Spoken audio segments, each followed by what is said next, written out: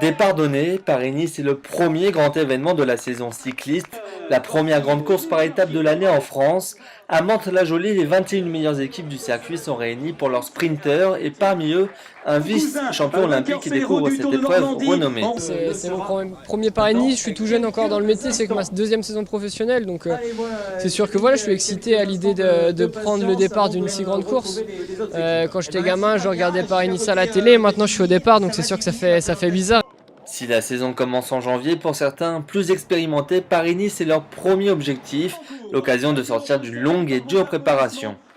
C'est une course qu'on prépare généralement tout l'hiver, dans le sens que voilà, c'est le premier gros objectif de la saison et c'est quelque chose qui motive à faire tous les sacrifices d'entraînement hivernaux où les conditions elles sont pas faciles.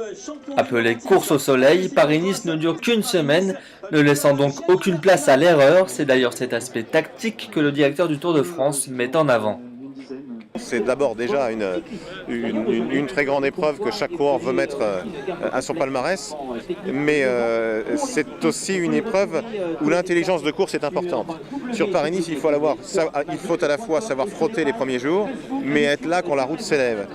On l'aura bien compris, 81 ans après sa création, cette épreuve fait figure de petite reine face à la grande boucle du Tour de France.